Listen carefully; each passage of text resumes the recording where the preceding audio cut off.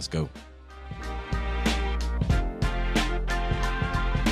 I was one of those kids. I was in the gifted program. I don't know what they call it now. There's a ton of stuff, but I was in gifted whenever I was younger. And so what that meant is when I got out of the Christian school, I didn't have to go to the regular public school. I got to go to the white school. I had to ride they used to call it the short bus. The little bus.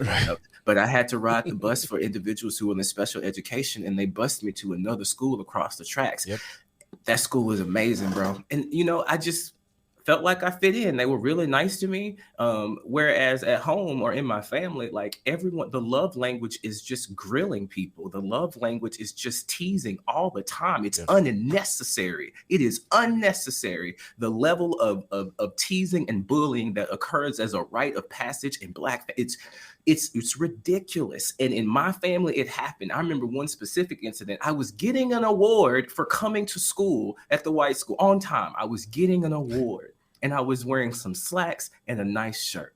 And I went up and got my award. And one of my family members, who I thank you so much for being a stand-in for my father, I'm not mad at you. But one of my family members said when I was walking up that your butt is too high on your back. I don't know what that means, but I know that I'm 32 that means years pants old. was fitting. It means what? It means the pants were fit. But I know somebody who also got ridiculed growing up for the same injustice. Yeah, man. We talked about it. And the aggressor is at the table. Yeah. Sorry about that, T. That's how we. Yeah. To your point, but I think about that. It is trauma, but I'm like, that is kind of the fabric of, I don't know, fraternities of life, right? Like, I don't know if we put each other in these struggles, joking around. But it's based off of insecurity. I know it is based off of insecurity. People are not laughing. It's not a joke. I know. You need to stop this. There's nothing funny about it. Because again, what I learned in the white school where I paid all that money, one of the first things they teach you is to start positively connoting and saying nice things about each other. You can say those as a joke once you have an underlying relationship that's based on love and mutual respect. That's never there because you start out hitting your kid. I'm sorry. Anyway. No, that's It's true, but I mean, that's kind of like, but we don't know. Like, we didn't get influence that told us that was wrong. And we saw our parents joke with their friends like that. So I joke with T-Bone like that. And now I'm more conscious of what I do with my son. Man. Yeah. You know, not to mention some of our greatest forms of entertainment were based off of that.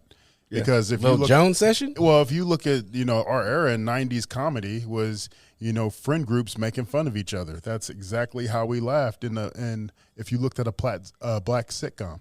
Yeah.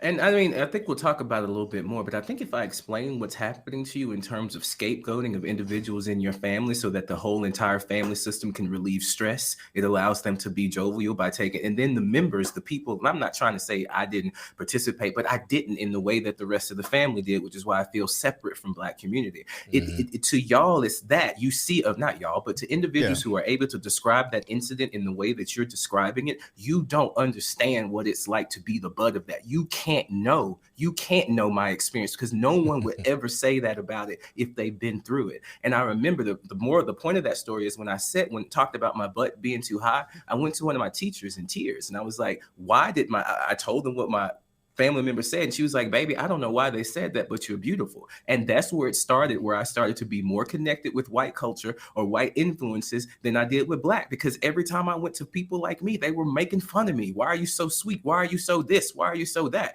And then the other message I'm getting is, you are so this, you are so that, you are so this. So I think that when we talk about this, that's kind of one part of it that isn't really discussed very often. Yeah. But I get it. It's funny. It's a joke. I laugh. That's the trauma response I created to deal with it. No, I mean, it connected some dots in my brain. That's us figuring it out, later on in life, right? Because I'm like, we put one another through that exact same pain. So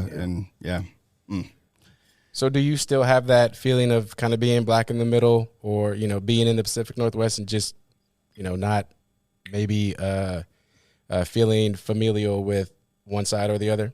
The therapy thing we talk about here is othering, where you are othered in, whatever family you come from or whatever environment or identity you come from, the identity that you should be a part of or the people group that you should be a part of kind of rejects you. So I've always felt like I'm not Black enough. I like the term Black in the middle, but I've always felt like I'm just not Black enough. I still feel that way. Part of the reason I created the Situational Therapist was so that I could have some way to come in. I remember when I was when you're becoming a therapist, you have to get hours for licensure. And by and large, the way that happens is through community mental health programs, which is where they have subpar mental health services that they give to Black and brown people. And then you go in and you work in those environments. The privileged people that own those things make money and you make pennies. And so I was going to do in-home family therapy in a Black home and they wouldn't even open the door. Yeah.